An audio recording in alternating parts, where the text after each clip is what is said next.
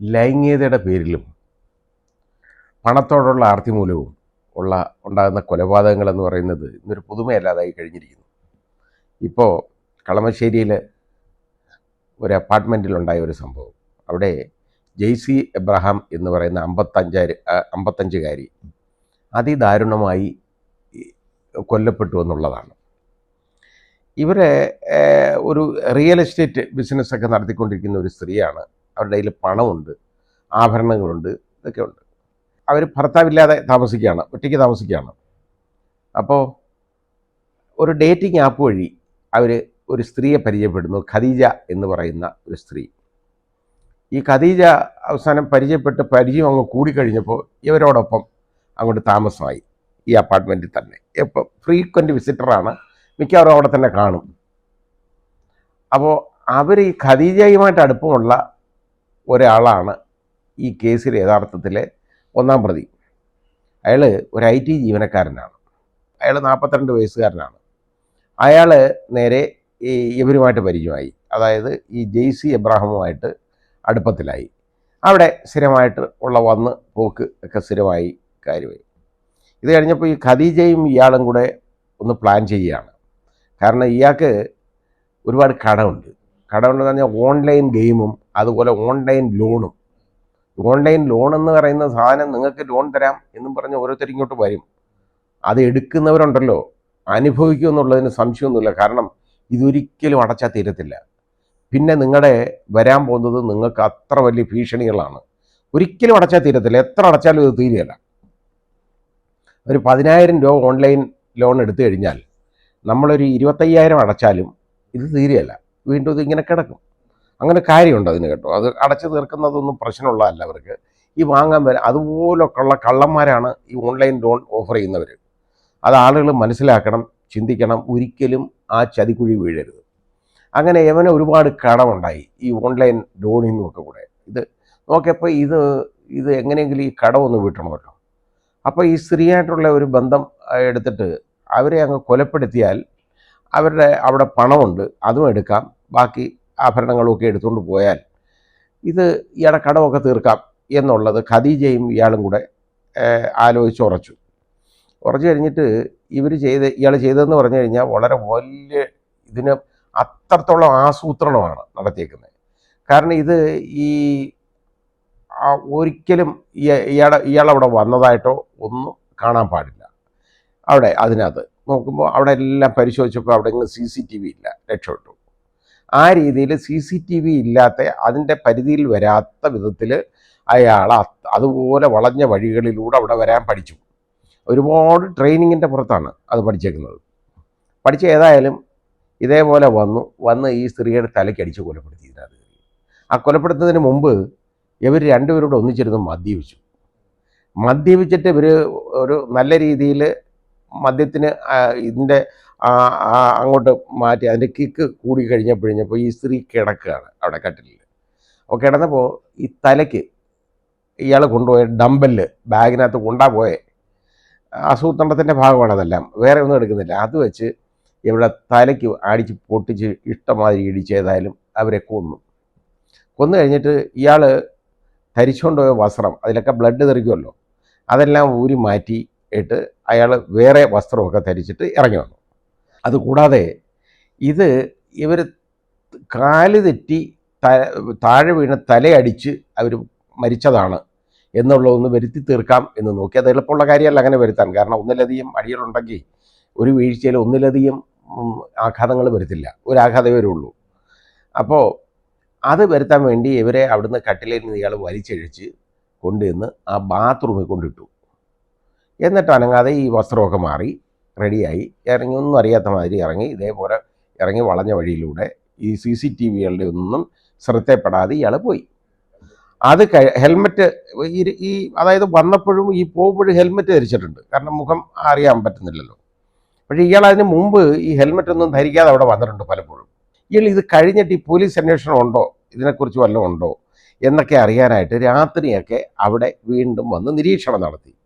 അങ്ങനെ ഒരു ദിവസം നിരീക്ഷണം നടത്താൻ രാത്രി വന്നു കഴിഞ്ഞപ്പോൾ ഉണ്ട് ഇവിടെ ഈ അപ്പാർട്ട്മെൻറ്റിലില്ല, അതിൻ്റെ തൊട്ടപ്പുറത്തുള്ള ഒരു വീട്ടിൽ നിന്നും ഈ ഒരു CCTVയുടെ ലൈറ്റ് കാണുന്നു, ക്യാമറയുടെ ലൈറ്റ്.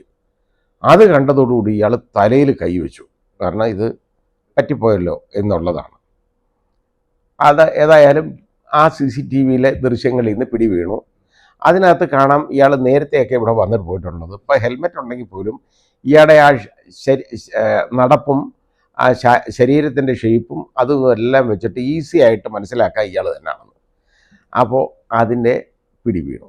ഇതാണ് സംഭവം. ഇങ്ങനൊരു കൊലപാതകം ഇത്രത്തോളം ആസൂത്രണം നടത്തിയാണ് ഒരു കൊലപാതകം നടത്തുന്നത്. ഇതൊരു ചെറിയ കാര്യമല്ല. കാരണം ഇങ്ങനെയും ഇത്രയും പ്രീ മെഡിറ്റേറ്റഡ് ആയിട്ടുള്ള കോൾഡ് ബ്ലഡഡ് മർഡർ നടത്തുക എന്ന് പറഞ്ഞു കഴിഞ്ഞാൽ യഥാർത്ഥത്തിൽ അത് റെയറസ്റ്റ് എമംഗ് റെയർ ആവുന്നതാണ് ഇങ്ങനൊരു കേസ്. കാര്യം ഇത് ആഴ്ചകൾ നീണ്ട ആസൂത്രണത്തിൻ്റെ പുറത്താണ് അത് ചെയ്തേക്കുന്നത്. പ്രീ മെഡിറ്റേറ്റഡ് ആണ്. ഒരു സ്ത്രീയെ കൊല്ലാൻ വേണ്ടി തന്നെ അവരുമായിട്ട് അടുത്തുകൂടുന്നു. അവരെ ഇതേപോലെ തന്നെ അയാൾ പിടിക്കപ്പെടാതിരിക്കാനുള്ള എല്ലാ മാർഗങ്ങളും നോക്കി ഹെൽമറ്റും ഒക്കെ വെച്ച്, ആളെ തിരിച്ചറിയാതിരിക്കാൻ ഹെൽമറ്റും ഒക്കെ വെച്ച് പോന്നു. അതിനുശേഷം അയാൾ ഈ CCTVയുടെ ദൃശ്യങ്ങളിലൊന്നും പെടാതെ വളരെ സൂക്ഷിച്ച് വളഞ്ഞ വഴിയിലൂടെ ഇവിടെ വരുന്നു. വന്നതിന് ശേഷം ഇതേപോലെ ഈ കൊലപാതകം നടത്തിയിട്ട് അയാൾ ഇത് അവരെ വലിച്ചഴിച്ച് ബാത്റൂമിൽ കൊണ്ടിടുന്നു. കാരണം അതും തെളിവ് നശിപ്പിക്കാനാണ്, ഇതിൻ്റെ കൊലപാതകത്തിൻ്റെ തെളിവുകൾ നശിപ്പിക്കുക എന്നുള്ള ഉദ്ദേശത്തിലാണ്. അത് കഴിഞ്ഞതിന് ശേഷം ഇയാൾ വസ്ത്രവും മാറി ഇറങ്ങിപ്പോകുന്നു. അപ്പോൾ ഇത്രത്തോളം ആസൂത്രണം നടത്തിയിട്ട് പോലും എത്ര വലിയ ക്രിമിനൽ ഇങ്ങനെയൊക്കെ ചെയ്താലും ശരി, എപ്പോഴും നമ്മൾ കാണണം, ഏത് കേസിലും പല കേസുകളിലും ഞാൻ കണ്ടിട്ടുള്ളതാണ്, ഇതേപോലുള്ള ഒരു തെളിവ് വരും. അതിനകത്ത് എന്തെങ്കിലും അവിശേഷിക്കും, ഉറപ്പാണ്. അത് ദൈവത്തിൻ്റെ ഒരു കളിയാണ്, നമ്മുടെ ആരുടെ അല്ല. എത്രയൊക്കെ ആസൂത്രണം നടത്തിയാലും ശരി, ഇതൊക്കെ ചെയ്താലും ഒരു തെളിവ് വരും. വേറെ ഒരിക്കൽ എൻ്റെ അനുഭവത്തിലുള്ള ഒരു കാര്യമെന്ന് പറയുന്നത്, ഒരു വലിയൊരു കൊലക്കേസ്, അത് ഏതാണ്ട് ഒരുപാട് കൊലപാതകങ്ങൾ നടത്തിയിട്ടുള്ള ഒരാളാണ്. അയാളുടെ ഒരു കേസിനകത്ത് വന്ന് ഈ ആഭരണങ്ങളെല്ലാം എടുത്തുകൊണ്ട് പോയി അയാൾ വിൽക്കും. ഈ ആഭരണങ്ങൾ എടുത്തുകൊണ്ട് പോയി അത് നേരെ കൊണ്ടുപോയി വിൽക്കാതെ ആദ്യം കൊണ്ടിന്ന് ഒരിടത്ത് പണയം വെക്കും. ഒരു കോപ്പറേറ്റീവ് സൊസൈറ്റി ബാങ്കിൽ കൊണ്ട് പണയം വെക്കും. അവിടെ കൊണ്ടുവച്ചു പണയം വെച്ച് എടുത്തുകൊണ്ട് പോയി. അപ്പോൾ വേറെ പേരിലാണ്, അയാളുടെ പേരല്ല, അതിനകത്ത് ഈ പ്രതിയുടെ പേരല്ല. പക്ഷേ ആ രജിസ്റ്റർ വിളിച്ച് വരുത്തിയപ്പോൾ എന്തെന്നറിയോ, ഇയാളുടെ ഒപ്പ് ആർക്കും ഇടാൻ പറ്റുന്ന ഒരു ഒപ്പല്ല, ഒരു പ്രത്യേക രീതിയിലുള്ള ഒപ്പാണ്, നല്ല സ്റ്റൈലൻ ഒപ്പാണ്. അതിനകത്ത് ഈ വേറെ പേരിൽ വെച്ചേക്കുന്നതിനകത്ത് അടിയിൽ ഒപ്പിട്ട് കൊടുത്തേക്കുന്നത് ഇയാളുടെ ഒപ്പാണ്. അപ്പോൾ ഇതൊന്നും എടുത്ത് മനസ്സിലാക്കാതെ അയാളുടെ അടുത്ത് ചോദിച്ചു, ഈ ഒപ്പ് ആരുടേതെന്ന് ചോദിച്ചു. എൻ്റെ ഒപ്പാന്ന് പറഞ്ഞു. അപ്പോൾ അതാ ഞാൻ പറഞ്ഞ ഒരു തെളിവ് എത്ര അതിനകത്ത്, കാരണം അത് പിടിക്കാൻ വേറെ മാർഗമൊന്നുമില്ല. കാരണം ഇയാൾ സ്വർണം എടുത്തതിൻ്റെ തെളിവില്ല, ഇയാൾ പണയം വെച്ചതിൻ്റെ തെളിവൊന്നുമില്ല, ഇയാളല്ല പണയം വെച്ചേക്കുന്നത്, വേറെ പേരാണ്, ഒന്നുമില്ല. പക്ഷേ അവസാനം ഓർക്കാതെ ഇട്ട് ഒപ്പിട്ട് വന്നപ്പോൾ ഉണ്ട്, ഓർക്കാതെ ആ ഒപ്പ് അങ്ങ് കറക്റ്റായിപ്പോയി. ഇതാണ് കാര്യം. ആ ഒപ്പ് അയാൾ സമ്മതിക്കുകയും ചെയ്തു അയാളാണ്. അപ്പോൾ പണയം വെച്ചത് ഞാനല്ല, ഒപ്പൻ്റെയാണ് എന്നായി. ഇതാ ഞാൻ പറഞ്ഞത്, അത് എങ്ങനെ ആയാലും ശരി ഒരു തെളിവ് അവിടെ വരും. ഇതാണ് അടുത്തുള്ള ദൂരെയുള്ള ഒരു വീട്ടിലെ CCTV ദൃശ്യങ്ങൾ ഇത് പകർത്താനിടയായിപ്പോയത്. ഇതാണ്. ഇത്രത്തോളം ജാഗരൂകനായിരുന്നു ഇയാളെങ്കിൽ പോലും അത് ദൈവത്തിൻ്റെ ഒരു കൈയാണ് അത് വന്നേക്കുന്നത്. മനസ്സിലാക്കണം എന്തിനാ ഇതൊക്കെ. അതായത് ഇതേപോലുള്ള ബന്ധങ്ങൾ, വഴിവിട്ട ബന്ധങ്ങൾ, പ്രത്യേകിച്ച് ലൈംഗിക ബന്ധങ്ങൾ, ഇത് പലപ്പോഴും വലിയ ക്രിമിനൽ കുറ്റങ്ങളിൽ അവസാനിക്കുകയാണ് ഇപ്പോൾ ചെയ്തുകൊണ്ടിരിക്കുന്നത്. അതുപോലെ പണത്തിനോടുള്ള ആർത്തി, ഇതേപോലെ തോന്നിവാസം പോലെ റമ്മി കളിക്കുക, ഓൺലൈൻ ലോൺ എടുക്കുക, ഇതൊക്കെ എന്നൊക്കെ പറയുമ്പോൾ ഉള്ള പണം മുഴുവൻ പോവും, കടക്കാരനായിട്ട് മാറും. അവസാനം നിവൃത്തിയില്ലാതെ ജയിലഴിക്കുള്ളിലാകേണ്ട ഗതികേടിന് വേണ്ടി ഇത്തരം ക്രിമിനൽ കുറ്റങ്ങൾ ചെയ്യാൻ ഉള്ള ഇടവരികയും ചെയ്യും. തിരിച്ചറിയണം. അതായത് ഈ ഒറ്റയ്ക്ക് താമസിക്കുന്നവരെയാണ് ടാർഗറ്റ് ചെയ്യുന്നത് എപ്പോഴും, മിക്കാറും, പ്രത്യേകിച്ച് സ്ത്രീകളെ, ഒരു മിഡിൽ ഏജ്ഡ് കഴിഞ്ഞ ആളുകളെ. കാരണം അവർക്ക് ഇതുപോലുള്ള ബന്ധങ്ങളൊക്കെ വേണം, പക്ഷെ അതിന് അത്ര എളുപ്പമല്ല. മാത്രമല്ല ഒരു വഴിവിട്ട ഒരു കാര്യത്തിന് അവർക്ക് ഇറങ്ങാൻ പറ്റത്തില്ല. പണമുണ്ട്, പണം ഇവരുടെ കയ്യിലുണ്ട്, ഒരു വസ്തു കണ്ട് വിറ്റ കച്ചവടം നടത്തിയതിൻ്റെ പണം കയ്യിലുണ്ട്. ഇത് ഇവരുടെ അടുത്ത് തന്നെ പറയും, ഇവരുമായിട്ട് അടുത്ത് കൂടും. ഈ അടുത്ത് കൂടി കഴിയുമ്പോൾ പതുക്കെ ഇവർ തന്നെ ഇതെല്ലാം മുഴുവൻ ഡൈവോൾജ് ആയ ഇൻഫർമേഷൻ മുഴുവൻ കൊടുക്കും. അത് മുഴുവൻ ഇവർക്ക് തന്നെ കൊടുക്കും. അത് അവർക്ക് വലിയ ഭാര്യയാവും, അവരുടെ ജീവനില്ലാതാവും. ഇന്ന് നമ്മളെത്രയോ കണ്ടതാണ്. ആലപ്പുഴ ഒരു വൃദ്ധയായ സ്ത്രീയെ കൊണ്ടുപോയി കൊന്ന് നമ്മൾ കണ്ടതല്ലേ. ഇതേപോലെ എത്രയോ സ്ഥലങ്ങളിൽ ഇപ്പോൾ സംഭവിച്ചുകൊണ്ടിരിക്കുകയാണ്. ഒരിക്കലും അതായത് ഇതേപോലുള്ള ഇങ്ങനെയുള്ള ആളുകളുണ്ടല്ലോ, നിർബന്ധമായിട്ട് ഈ ഒറ്റയ്ക്കൊക്കെ താമസിക്കേണ്ടവർ അവരാവശ്യമില്ലാത്ത ബന്ധങ്ങളിൽ ഒരിക്കലും ഏർപ്പെടരുത്. വളരെ അപകടമാണ്. അവർ എന്ന് വെച്ചാൽ ജീവൻ തന്നെ പോവും, ഒരു സംശയമില്ല. കാരണം ഇങ്ങനൊരു ബന്ധം വരുമ്പോൾ ഒരു വളരെ വലിയ അടുപ്പമാവും, ഒരു ആത്മീയമായിട്ടുള്ളൊരടുപ്പം അവർ തമ്മിൽ അങ്ങ് വരും കേട്ടോ. ആത്മാർത്ഥ സുഹൃത്തുക്കളായിട്ട് മാറുമ്പോൾ എല്ലാ കാര്യങ്ങളും അവർ തന്നെ പറഞ്ഞു കൊടുക്കും. പറഞ്ഞു കൊടുത്താൽ അത് മതി. ഈ വന്നേക്കുന്നവനെന്ന് പറയുന്നത് ഇവരെ വലിയ അനിവാര്യതയൊന്നുമല്ല. ഇവർക്ക് 55 വയസ്സുള്ളവനും അവൻ 42കാരനുമാണ്. അപ്പോഴത്തന്നെ അവർ മനസ്സിലാക്കണമായിരുന്നു. പക്ഷെ അവർ തിരിച്ചറിഞ്ഞില്ല.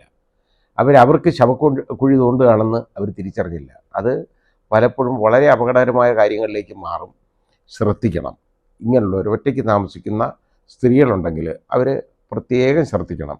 ഇല്ലെങ്കിൽ അപകടമാണ്, ജീവൻ നഷ്ടപ്പെടും.